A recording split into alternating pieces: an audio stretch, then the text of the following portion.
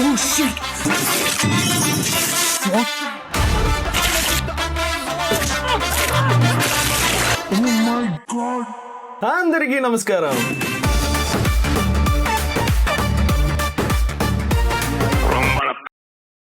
Camera കണ്ടാൽ ക്യാമറോടെ പോലെ dialogue അടിക്കുന്ന രവിബാബു സാർ പീഡിപ്പിക്കുന്ന പ്രേതം, ഡാൻസ് കളിക്കുന്ന പന്നി, പീഡിപ്പിക്കുന്ന പ്രേതം റിട്ടേൺസ് ആൻഡ് ഒരു ക്വാളിറ്റി തുണ്ടുപടം എന്നിവയ്ക്ക് ശേഷം എഴുതി സംവിധാനം ചെയ്ത് പ്രൊഡ്യൂസ് ചെയ്ത് അഭിനയിച്ച ഹോളിവുഡ് ലെവൽ സംഭവമാണ് Riser. This is an action thriller.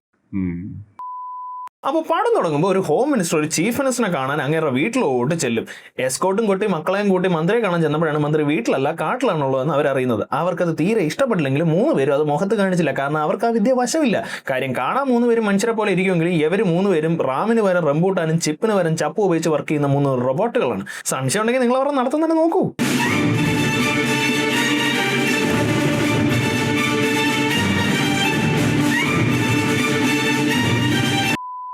അങ്ങനെ പാട്ട് പൊട്ടി വന്നിട്ട് കാട്ടിൽ പോയി മന്ത്രിയെ കാണേണ്ടി വന്ന ദേഷ്യത്തിലിരിക്കുന്ന ഹോം മിനിസ്റ്ററോട് നമ്മുടെ ചീഫ് മിനിസ്റ്റർ പറഞ്ഞു, ദേ ഇതിൽ കൂടെ നോക്കിയാൽ ഒരു സൂത്രം കാണിച്ചു തരാമെന്ന്. ഹോം മിനിസ്റ്റർ വലിയ കാര്യത്തിൽ ചെന്ന് അതിൻ്റെ അതോട് നോക്കിയപ്പോഴത്തേക്ക് അതിനകത്തൊരു പുഴു. അപ്പൊ ചീഫ് മിനിസ്റ്റർ പറയാ, ആ പുഴുവിനെ കണ്ടോ? ആ പുഴുവാണ് നീ. ചീഫ് മിനിസ്റ്റർ പഴയ നൻപനോട് ഇച്ചിരി ഫൺ ഇറക്കിയതാണ്. എനിക്കുണ്ട് ഇങ്ങനത്തെ കുറെ ഫ്രണ്ട്സ് അല്ല പലാദികൾ. പക്ഷേ ഹോം മിനിസ്റ്ററിനോട് ഇങ്ങനെ പറഞ്ഞത് അങ്ങനെ ഇളയ മോൻ എന്തിനും അങ്ങോട്ട് പിടിച്ചില്ല. Speed 1 THz, memory 1 ZB. ഇവൻ പുഴുവിനെ കാണിച്ച് പരദോഷം പറഞ്ഞ് പയറ് പറിക്കാൻ ട്രാക്ടർ കയറി CM-ന്റെ കഴുത്ത് പിടിച്ചങ്ങ് ഓടിച്ചു. മൂപ്പിലാ മൂട് എന്നല്ല പറഞ്ഞത്, എന്തിനാണല്ലോ. അതുകൊണ്ട് കൊല്ലുമ്പോ ആ കൊലയുടെ നമ്പർ പറഞ്ഞതാണ് 33. മലയാള സിനിമയുടെ നിലവാരങ്ങൾ കുറഞ്ഞു. അങ്ങനെ കഴുത്തൊടിച്ച CM-ന്റെ കാലൊടിക്കാതെ അങ്ങേരെ അവർ തള്ളി വിടും. പൊതുവേ ട്രാക്ടറൊക്കെ അണ്ടകടാകത്തിനപ്പുറത്തോട്ട് ക്ലച്ച് ചവിട്ടി കൈ പറഞ്ഞു പോകുന്നവരെ ഗിയർ മാറ്റി ഉയിര് പോകുന്നവരെ സ്റ്റിയറിംഗ് മാറ്റിയാലൊക്കെയാണ് ഒന്ന് അനങ്ങുന്നത് തന്നെ. പക്ഷേ പോട്ടെ, ഒരു ഹോളിവുഡ് ആക്ഷൻ എക്സ്പീരിയൻസിന് വേണ്ടി നമുക്ക് ആ ലോജിക്കൊക്കെ മാറ്റി വയ്ക്കാം. അപ്പൊ അങ്ങനെ എന്തിനും തള്ളിവിട്ട ട്രാക്ടർ CM അടക്കം ചെന്ന് കിണറ്റി വീഴും. പട്ടാപ്പകൽ പട്ടാളക്കാർ നിൽക്കുമ്പോൾ ചീഫ് മിനിസ്റ്ററിന്റെ ഒഫീഷ്യൽ റെസിഡൻസിൽ അപ്പോയിന്റ്മെന്റ് എടുത്ത് ചെന്നത് അങ്ങനെ കൊല്ലാനായോണ്ട് ട്രാക്ടർ വെള്ളത്തിൽ പോയാലും 3 പേരും ഹാപ്പിയാണ്. இந்த மொத்த கூட்டத்துக்கும் தலைகீழா நின்னு தண்ணி குடிச்சாலும் நடிப்பு வராது. பீரியட். அதுலயும் மத்தவங்களை கூட அட்மாஸ்பியர்ல நிக்க வைக்கலாம். ஆனா இவன் இருக்கானே, இவனை ஒரு ஃப்ரேம்ல ஓரமா கூட நிக்க வைக்காத. Total waste of time.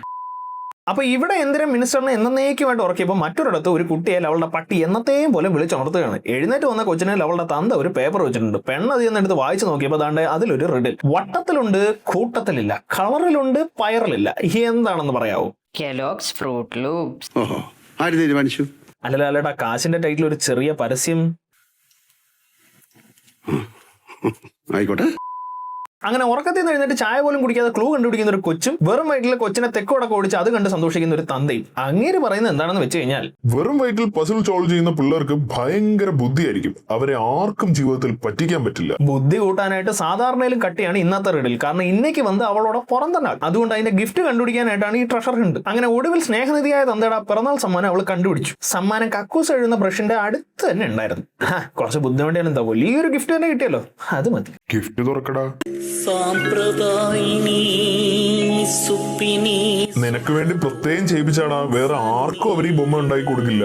ഫിലിപ്പിന്റെ പട്ടിയെ വെച്ച് നക്കി ചെണീച്ച് മൈക്രോവേവിൽ ഉണ്ടാക്കിയ പോലത്തെ ഒരു ബൊമ്മ എടുത്ത് കൈ കൊടുത്തു കഴിഞ്ഞാൽ തന്തയാണെന്ന് നോക്കാതെ കാലേ വാരി തൂക്കി അടിക്കേണ്ടതിന് പകരം ഈ പെണ്ണ് അത് വളരെ സന്തോഷത്തോടെ സ്വീകരിക്കും. പക്ഷെ തന്തയും തള്ളയെ അവിടെ കൊണ്ട് നിർത്തിയില്ല. ഇത് നിന്റെ അനിയത്തിയാണെന്നും അനിയത്തെ നന്നായി നോക്കിക്കൊള്ളണമെന്നും തന്ത. അനിയത്തിന്റെ ഡ്രസ്സ് പോലെ നീ ഒരു ഡ്രസ്സ് ഇട്ട് കഴിഞ്ഞാൽ രണ്ടുപേരും ട്വിൻസിനെ പോലെ ഇരിക്കുമെന്ന് തള്ള. നിങ്ങൾ എടുക്കേണ്ട പണി മര്യാദയ്ക്ക് എടുക്കാതെ ഒരു ബൊമ്മ കൊണ്ടുവന്ന് കൊടുത്തിട്ട് അനിയത്തിയാണെന്ന് പറയാൻ നിങ്ങൾക്ക് നാണമില്ലേ എന്ന് ആരായാലും ചോദിക്കും. പക്ഷെ ഈ പെണ്ണത് തൊണ്ട തൊടാതെ വിഴുങ്ങി. കാരണം എന്താ?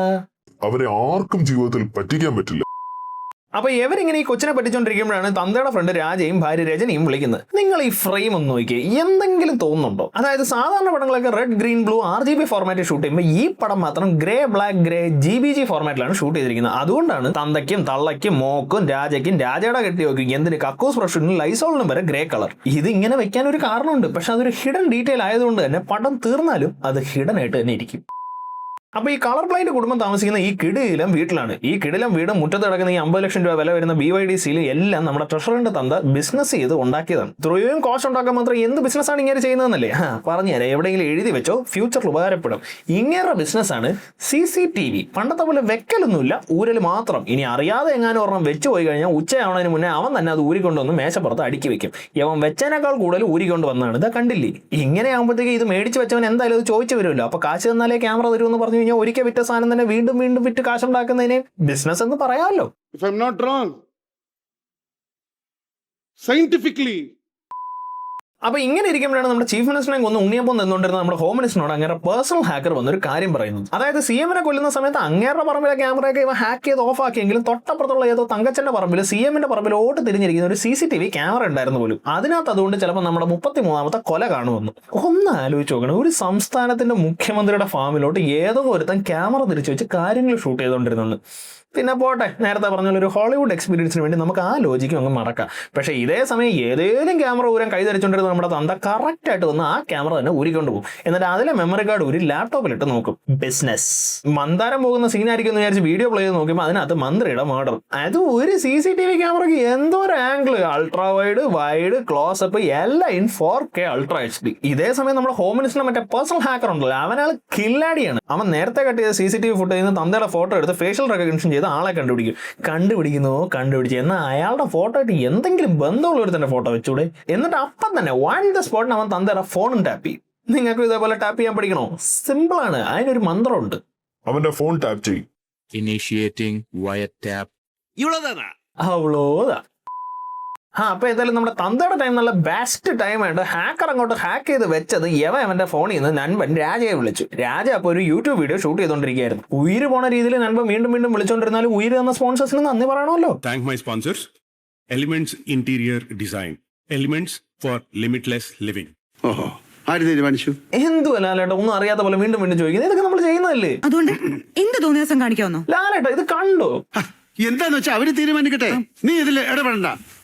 അല്ല, അങ്ങനെ പരസ്യം കഴിഞ്ഞ് രാജ ഫോൺ എടുത്തപ്പോഴത്തേക്കും തന്ത ചോദിക്കും CM-ന്റെ പുതിയ ക്ലിപ്പ് കിട്ടിയിട്ടുണ്ട്, ഷെയർ ചെയ്യട്ടെ എന്ന്. ഇത് കേട്ടപ്പോൾ രാജയ്ക്ക് ആകെ പേടിയായി. സാധാ ക്ലിപ്പ് പോലെയൊന്നുമല്ല, CM-ന്റെ ക്ലിപ്പ് എന്നൊക്കെ പറഞ്ഞു കഴിഞ്ഞാൽ ഷെയർ ചെയ്താൽ ഉറപ്പായിട്ടും പോലീസ് പിടിക്കുമെന്ന് പറഞ്ഞ് അങ്ങനെ ഫോൺ വെച്ചു. പക്ഷേ ഇതൊക്കെ കേട്ടോണ്ട് ഇന്ന് റംബൂട്ടാൻ പറയാനുള്ള നമ്മുടെ എന്തിനും ചന്ദ്രനും ആദ്യം ചെന്ന് രാജയെ അങ്ങ് വെട്ടും. പാവം, പറഞ്ഞത് അറം പറ്റിയതാന്ന് തോന്നുന്നു. Elements for Limitless Living. Limitless Living. അവന്റെ അവസ്ഥ എനിക്ക് മനസ്സിലാവും. കാരണം ഈ പോക്കാണെങ്കിൽ ഉടനെ തന്നെ പരസ്യം പിടിച്ച് വീഡിയോ ചെയ്യേണ്ട ഗതികേട് നമുക്കും വരും. അതിന് കാരണം നിങ്ങളൊക്കെ തന്നെയാണ്. കാരണം ഈ ഇടയ്ക്ക് ഞാൻ ചാനൽ സ്റ്റാറ്റിസ്റ്റിക്സ് എടുത്ത് നോക്കിയപ്പോൾ അതിനകത്ത് റെഗുലർ വ്യൂവേഴ്സിൽ 42.3% സബ്സ്ക്രൈബ്ഡും 57.7% നോൺ സബ്സ്ക്രൈബ്ഡ്. കണ്ടപ്പോൾ ഞാൻ ഞെട്ടിപ്പോയി. കാരണം ഞാൻ നിങ്ങളെ എൻ്റെ ഫാമിലി പോലെയൊക്കെയാണ് കണ്ടത്. നിങ്ങളും ഈ പറഞ്ഞ പോലെ കമന്റിലായാലും കാണുമ്പോഴാണെങ്കിലും ഒക്കെ അണ്ണ എന്നൊക്കെ തന്നെയാണ് വിളിക്കുന്നത്. പക്ഷേ മുകേഷ് മറ്റേ പടത്തിൽ പറഞ്ഞ പോലെ പ്രകടിപ്പിക്കാത്ത സ്നേഹം ആർക്ക് വേണോടോ. അതുകൊണ്ട് എല്ലാവരും സ്നേഹം പ്രകടിപ്പിക്കൂ. ഇപ്പൊ തന്നെ സബ്സ്ക്രൈബ് അടിക്കൂ. എന്നിട്ട് ഓൾ നോട്ടിഫിക്കേഷൻ ഓൺ ചെയ്ത് so that you don't miss an update. നിങ്ങൾ നിങ്ങളുടെ സ്നേഹം കാണിച്ചാൽ ഞാൻ എൻ്റെ സ്നേഹവും കാണിക്കും. ഇപ്പോഴത്തെ ഈ ഉഴപ്പൊക്കെ നിർത്തി വീക്കിലി ഒരു വീഡിയോ, അത് എൻ്റെ വാക്ക്. അപ്പൊ തിരിച്ച് പടത്തിലേക്ക് വരുമ്പോൾ ഈ വലിയ മണ്ടന്മാരുടെ ഇടയിലേക്ക് അതിബുദ്ധിമാനായ നമ്മുടെ നായകൻ കടന്നു വരികയാണ്. ഇത്രയും ഭീകരന്മാരുടെ ഇടയിലേക്ക് നായകൻ വന്നിട്ട് അങ്ങേരെന്ത് ചരക്കാനാണെന്നൊരു സംശയം നമുക്ക് തോന്നരുതല്ലോ. അതുകൊണ്ട് തന്നെ നായകന് ചരക്കാൻ മാത്രമല്ല ചരച്ച ബ്ലേഡ് നന്നായി കഴിവാനും അറിയാമെന്ന് ഡയറക്ടർ നമുക്ക് കാണിച്ചു തരികയാണ്. ഇതാണ് പുള്ളിയുടെ ഈ പടത്തിലെ ഗെറ്റപ്പ്. ഇനി ഇത് കണ്ടിട്ട് എന്താണ് ഇങ്ങനെ പണിയെന്ന് തോന്നുന്നു നിങ്ങൾക്ക്? വേണമെങ്കിൽ ഒരു ക്ലൂ തരാം. അങ്ങനെ രാവിലെ 6 മണിക്ക് എഴുന്നേറ്റ് 6 മുട്ടയും പുഴുങ്ങി തിന്ന് പോളിഷ് ചെയ്ത ഷൂ, ഇസ്തിരിയിട്ട ഷർട്ടും പൂട്ടിട്ടൊരു പെട്ടിയൊക്കെ ആയിട്ടാണ് പണിക്ക് പോകുന്നത്. സെക്യൂരിറ്റി പണിയാണെന്ന് വിചാരിച്ചല്ലേ? അല്ല, രഘുബാബു സാറിന് ഈ പടത്തിൽ ഓടി നടന്ന് പട്ടിയെ കുളിപ്പിക്കലാണ് ജോലി. ആൾ അണ്ടർ കവറാണ്. അണ്ടർ കവർ എന്ന് പറയുമ്പോൾ സാധാരണ ആരും ശ്രദ്ധിക്കാത്ത ജോലി വേണമല്ലോ ചെയ്യാൻ. ഇമ്മാരി ബോഡിയും വെച്ച് കൂലിപ്പണിയാണെന്ന് പറഞ്ഞാൽ തന്നെ ആളുകൾ വിശ്വസിക്കില്ല. അപ്പോഴാണ് ഈ പട്ടിപ്പണി. എന്നാലും നിങ്ങളൊന്ന് ആലോചിച്ച് നോക്കിയേ. സീൻ 12 സഫാരി സൂട്ടുമിട്ട് നായകൻ പട്ടിയെ കുളിപ്പിക്കാൻ പോകുന്നു എന്ന് എഴുതി വെച്ചിട്ട് രവിബാബു സാർ തന്നെ കണ്ണാടി നോക്കി പറഞ്ഞിട്ടുണ്ടാവും. അഹങ്കാരം പറയല്ലോ. അതിന്റെ കുറച്ച് ഭാഗങ്ങൾ കണ്ടിട്ട് എനിക്ക് എന്നോട് തന്നെ ബഹുമാനം തോന്നിട്ട് ഞാൻ കുറച്ചേരം എഴുന്നേറ്റ് നിന്നു. അങ്ങനെ രവിബാബു സാർ ഈ പസിൽ പണിന്റെ പട്ടിയെ കുളിപ്പിച്ചുകൊണ്ടിരിക്കുമ്പോഴാണ് എന്തിനും ചന്ദ്രനും കൂടെ CCTV തന്തറ വീട്ടിലോട്ട് കെട്ടിയെടുക്കുന്നത്. ഇതറിഞ്ഞ ഉടനെ അയാൾ പസിലിനെ മറ്റേ അലമാരയെ കെട്ടി ഒളിപ്പിക്കും. ഇവര് വീട്ടിൽ കയറി വന്നിട്ട് ഇയാളും പെണ്ണുമ്പളം കത്തിത്തുമ്പി നിർത്തിയിട്ട് വീഡിയോ തന്നാൽ പൊക്കോളാന്ന് പറയും. അപ്പൊ ഇവന്റെ കെട്ടിയൊക്കെ ഒന്നും മനസ്സിലാവുന്നില്ല. എന്ത് വീഡിയോ, ഏത് വീഡിയോ, എന്തെങ്കിലും കയ്യിലുണ്ടെങ്കിൽ കൊടുക്കണ സാമദ്രോഹി എന്ന് അവർ പറയും. അപ്പൊ പക്ഷെ നമ്മുടെ CCTV തന്ന വലിയ ബുദ്ധിയുള്ള ആളായതുകൊണ്ട് അങ്ങേര് പറയും വീഡിയോ കൊടുത്തു കഴിഞ്ഞാൽ ആദ്യം അവർ എന്നെ കൊല്ലും, പിന്നെ അവർ നിന്നെ കൊല്ലും. അപ്പൊ നിന്നെ കൊന്നിട്ട് അവരെ കൊല്ലുന്നതാണോ പ്രശ്നം? അത് ഇപ്പൊ ശരിയാക്കി തരാന്ന് പറഞ്ഞ് ചന്ദ്രൻ കത്തിയെടുത്ത് കെട്ടിയോളെ ആദ്യം അങ്ങ് കുത്തും.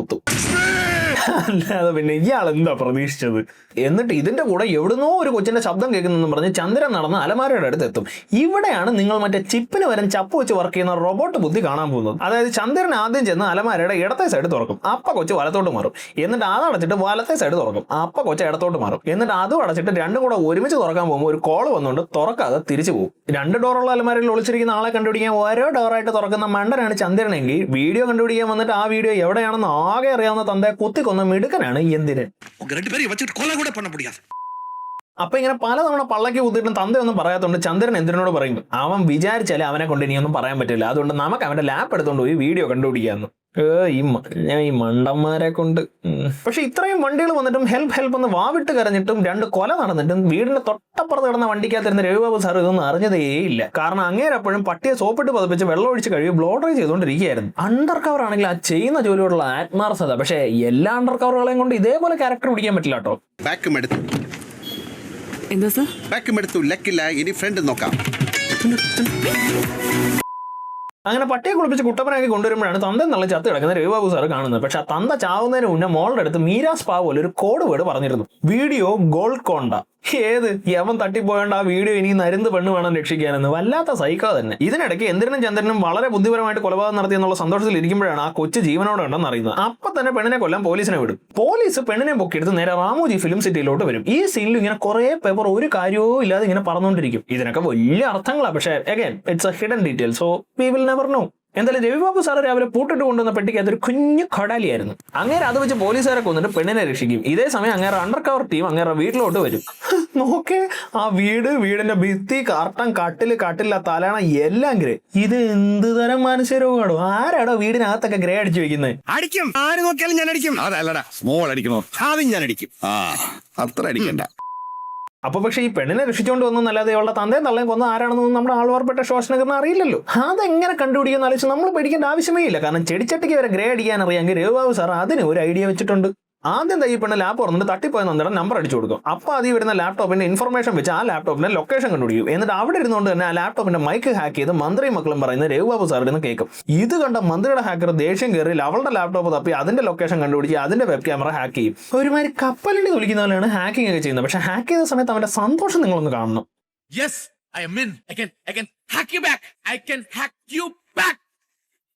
யாரா இவன் நம்மளை விட லூசா இருக்கான்? അപ്പൊ എന്തായാലും 2 കൂട്ടർക്കും പരസ്പരം മനസ്സിലായല്ലോ. ഇനി അപ്പൊ ട്രഷർ ഹണ്ട്, അതായത് നമ്മുടെ CCTV തന്ന CM-ന്റെ ക്ലിപ്പ് എവിടെയോ ഒളിപ്പിച്ച് വെച്ചിരിക്കുകയാണ്. കിട്ടിയ ക്ലൂ എന്താണ്?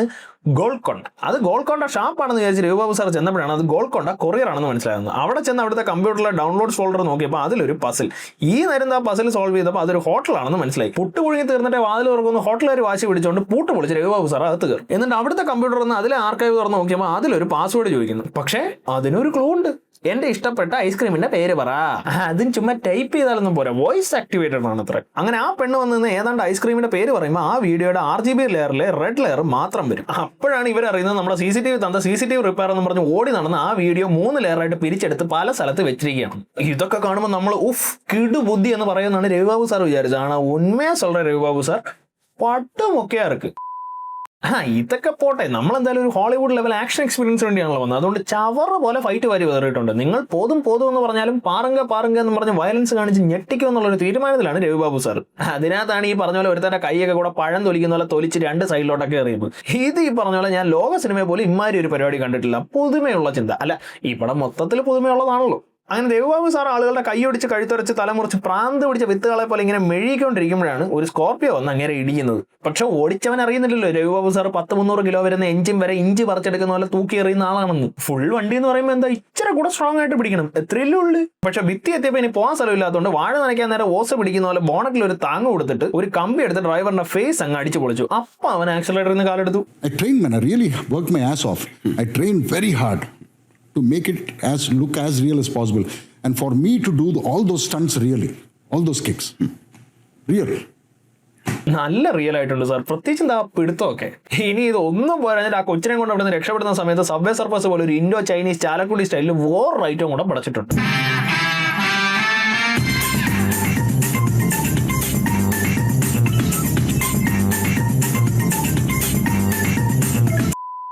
അടിക്കുന്ന ഇങ്ങേർക്കോ ബോധമില്ല, അടി കൊള്ളുന്ന അവന്മാർക്കും ബോധമില്ല. എന്നാൽ അടിക്കാൻ പറഞ്ഞു വിടുന്ന എവർക്കെങ്കിലും ബോധം വേണ്ടേ?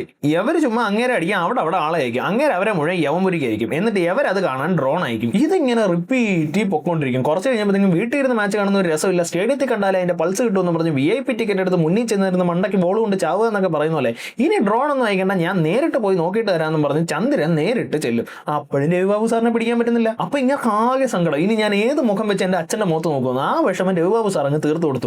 മുഖം ഉണ്ടെങ്കിലല്ലേ നോക്കേണ്ട ആവശ്യമുള്ളൂ. എങ്കിൽ ഇങ്ങോട്ട് വേണം, നീ വളരണ്ടി. അല്ലേലും കടുക് പണിയുടെ പോലും ബുദ്ധി ഇല്ലാത്ത ഇവനൊക്കെ ജീവിച്ചിരുന്നിട്ട് എന്തിനാ? ആ പെണ്ണിന്റെ വോയിസ് ഉണ്ടെങ്കിലേ വീഡിയോ ഫയൽ ഓപ്പൺ ആവുമെന്ന് അറിഞ്ഞിട്ടും ബസ്സിൽ കയറി ഒളിച്ച് അവരെ ബസ്സോടെ കത്തിക്കാൻ പെട്രോൾ ഒഴിച്ച ബുദ്ധിമാനായിരുന്നു ചന്ദ്രൻ. പിന്നെ ബുദ്ധിയുടെ കാര്യത്തിലൊക്കെ എല്ലാവരും കണക്കാ. കാരണം സംസ്ഥാനത്തിന്റെ ഹോം മിനിസ്റ്റർ പ്രതിയായിട്ടാണല്ലോ CCTV തന്ന പോലീസ് സ്റ്റേഷനിൽ ഒരു കംപ്ലൈന്റ് പോലും കൊടുക്കാതെ ഒരു വീഡിയോ പറിച്ച് 3 ലെയർ ആക്കി വോയിസ് പൂട്ടൊക്കെ ഇട്ടത്. എന്നിട്ട് അവൻ ഈ വീഡിയോയുടെ 2ാമത്തെ ലെയർ എവിടെ ഒളിപ്പിച്ചെന്നറിയാവോ? പോലീസ് സ്റ്റേഷനിൽ.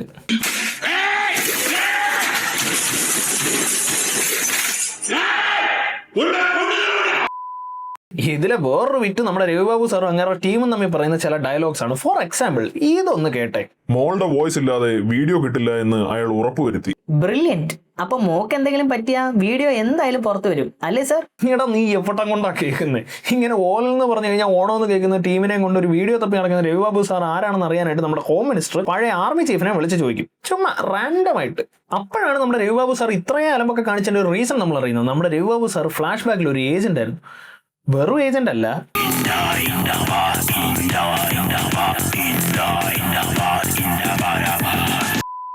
അങ്ങനെ തീവ്രവാദികളുടെ നടുക്കൂടെ പൊളന്ന് ജോളിയായിട്ട് നടന്ന നമ്മുടെ ഏജന്റ് എക്സിനെ അങ്ങനെ ഭാര്യ മോളെയും തീവ്രവാദികളുടെ തലവൻ ബോംബ് വെച്ച് കൊന്നു. ആ ബ്ലാസ്റ്റിൽ രവിബാബു സാർ ചത്തില്ല.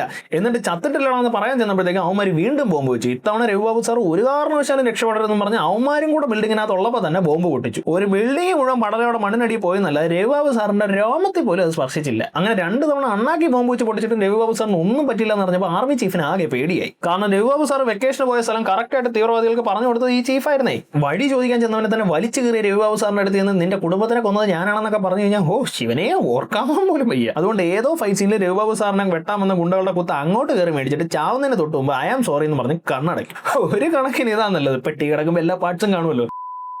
അപ്പോൾ നമ്മുടെ CCTV തന്ന ആദ്യത്തെ ക്ലൂ ഒരു ഹോട്ടലിൽ ഒളിപ്പിച്ചു, 2ാമത്തെ ക്ലൂ പോലീസ് സ്റ്റേഷനിൽ വെച്ചു, എന്നിട്ട് 3ാമത്തെ ക്ലൂ ഒരു ഹോസ്റ്റലിന്റെ റൂമിൽ വെച്ചു. അവിടുന്ന് കിട്ടിയ ഒരു ബാർകോഡ് അടിച്ച് നോക്കിയപ്പോൾ അതൊരു CCTV ക്യാമറയാണെന്ന് ലവള് കണ്ടുപിടിച്ചു. അങ്ങനെ പണി എടുത്തുകൊണ്ടിരുന്ന കുമ്പാരത്തിനകത്ത് ക്യാമറ എടുത്ത് നോക്കിയപ്പോൾ തന്റെ മറ്റേ പെണ്ണിനെ പറ്റിച്ച ബൊമ്മയ്ക്കകത്താണ് അടുത്ത പാർട്ടിന്റെ മെമ്മറി കാർഡ് ഇരിക്കുന്നത്. പക്ഷേ ഇതിന്റെ ഇടയ്ക്ക് ഷോക്ക് അടിച്ചാത്ത രവിബാബു സാറിനെ നിപ്പ കുത്തി വെച്ച് ജീവിപ്പിച്ച സീനിൽ ഈ പെണ്ണിന്റെ കയ്യിൽ നിന്ന് ആ ബൊമ്മ കളഞ്ഞു പോയായിരുന്നു. പക്ഷെ അവർക്ക് ഇനി ആ ബൊമ്മ കണ്ടുപിടിച്ചേ പറ്റൂ. എങ്ങനെ കണ്ടുപിടിക്കും? സിമ്പിൾ, ആ മെമ്മറി കാർഡിന് GPS ട്രാക്ക് ചെയ്യുക. രവിബാബു സാർ പള്ളിക്കൂടത്തിന്റെ പടി കണ്ടിട്ടുള്ളവരെങ്കിലും കൂടെ നിർത്താൻ ഞാൻ പറയുന്നില്ല. അറ്റ്ലീസ്റ്റ് പള്ളിക്കൂടം ഒന്ന് എഴുതാൻ അറിയാവുന്നവരെങ്കിലും കൂടെ നിർത്തിക്കൂടെ? ഇൻബിൽറ്റ് GPS ട്രാക്കറുള്ള മെമ്മറി കാർഡ്. ഇതൊന്ന് എഴുതി വെച്ചപ്പോൾ കൂടെ ഉള്ളവരൊന്നും പറഞ്ഞില്ലേ? You don't analyze things so much, brother. What you do is, when you see something, it is just the feel it is generating for you. ഫീലിനെ പറ്റി ഞാനൊന്നും പറയുന്നില്ല. അങ്ങനെ മെമ്മറി കാർഡിന്റെ GPS വെച്ച് ലൊക്കേഷൻ കണ്ടുപിടിച്ച് ഇവർ ഹോം മിനിസ്റ്ററിന്റെ വീട്ടിൽ കയറി ആ ബൊമ്മ അടിച്ചു മാറ്റി. പക്ഷേ ഇതേ സമയം നമ്മുടെ രവിബാബു സാർ AK-47 കൊണ്ട് നിൽക്കുന്ന കമാൻഡോസിനെ നല്ല കറുത്ത നീളമുള്ള ടോർച്ച് ലൈറ്റ് വെച്ച് അടിച്ച് തോൽപ്പിക്കുകയായിരുന്നു. We made the whole thing logic proof. All fights have to look real. എന്തായാലും അവസാനം നമ്മളെ പോലെ തന്നെ എന്തിനാ ഇനഫ് ഇസ് ഇനഫ് എന്ന് പറഞ്ഞ് മലയാള സിനിമയെ രക്ഷിക്കാൻ വെച്ചിരുന്ന കുറെ ഭാവാഭിനയങ്ങളുമായിട്ട് ചെല്ലും. രവിബാബു സാറും ഡയലോഗ് അടി കൂടുതലാണല്ലോ എന്ന് പറഞ്ഞ് അവന്റെ തൊണ്ട ഇങ്ങ് പൊളിച്ചെടുക്കും. എന്നിട്ട് കയ്യും കഴിയും മെമ്മറി കാർഡ് ഇട്ട് നോക്കിയപ്പോൾ തന്റെ സൈക്കോ തന്ത വന്നിരുന്ന് മോക്ക് വേണ്ടി കഥാപ്രസംഗം നടത്തും. അതിന്റെ അവസാനം ലാസ്റ്റ് ലെയറും വരും.